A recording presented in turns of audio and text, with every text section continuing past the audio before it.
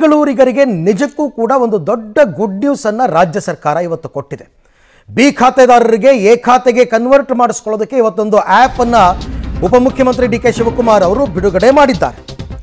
100 ದಿನದಲ್ಲಿ ಬಿ ಖಾತೆಯಿಂದ ಎ ಖಾತೆಗೆ ಪರಿವರ್ತನೆ ಆಗತ್ತೆ ಅನ್ನುವಂತಹ ಮಾಹಿತಿಯನ್ನು ಕೂಡ ಕೊಟ್ಟಿದ್ದಾರೆ. 100 ದಿನ ಡೆಡ್ಲೈನ್. ಅದಕ್ಕೆ ನೀವು ಅಪ್ಲೈ ಮಾಡಿದ 100 ದಿವಸದಲ್ಲಿ, ಅರ್ಜಿ ಹಾಕಿದ 100 ದಿನಗಳಲ್ಲಿ ಖಾತೆಯನ್ನು ಪರಿವರ್ತನೆ ಮಾಡಿಕೊಡ್ಲಾಗತ್ತೆ. ಅದು ಯಾವತ್ತಿಂದ? ನವೆಂಬರ್ 1ನೇ ತಾರೀಕಿಂದ ಖಾತಾ ಪರಿವರ್ತನೆ ಜಾರಿ. ಆದರೆ ಮಾರ್ಗಸೂಚಿ ದರ, ನಿಮ್ಮ ಸೈಟ್ ಮಾರ್ಗಸೂಚಿ ದರ ಇದೆಯಲ್ಲ, SR ವ್ಯಾಲ್ಯೂ, ಅದಕ್ಕೆ 5% ಟ್ಯಾಕ್ಸ್ ಕಟ್ಟಬೇಕು. 50 ಲಕ್ಷ ರೂಪಾಯಿ ಸೈಟ್ SR ವ್ಯಾಲ್ಯೂ ಇದ್ದರೆ 2.5 ಲಕ್ಷ ಕಟ್ಟಬೇಕು. 1 ಕೋಟಿ ಇದ್ದರೆ ನಿಮ್ಮ ಸೈಟ್ ವ್ಯಾಲ್ಯೂ 5 ಲಕ್ಷ ಫೀಸ್ ಕಟ್ಟಬೇಕು. ಕಟ್ಟಿ ನಿಮ್ಮ ಬಿ ಖಾತೆಯನ್ನು ಎ ಖಾತೆಗೆ ಪರಿವರ್ತನೆಯನ್ನು ಮಾಡಿಕೊಳ್ಬೇಕಾಗತ್ತೆ. ಮಾರ್ಗಸೂಚಿ ದರ ಅಂದರೆ SR ವ್ಯಾಲ್ಯೂ, ಆ SR ವ್ಯಾಲ್ಯೂ ಮೇಲೆ 5% ಕಟ್ಟಬೇಕಾಗತ್ತೆ. SR ವ್ಯಾಲ್ಯೂನ ಅವರೇ ಇವ್ಯಾಲ್ಯೂಯೇಟ್ ಮಾಡ್ತಾರೆ, ಕಂದಾಯ ಇಲಾಖೆಯವರು.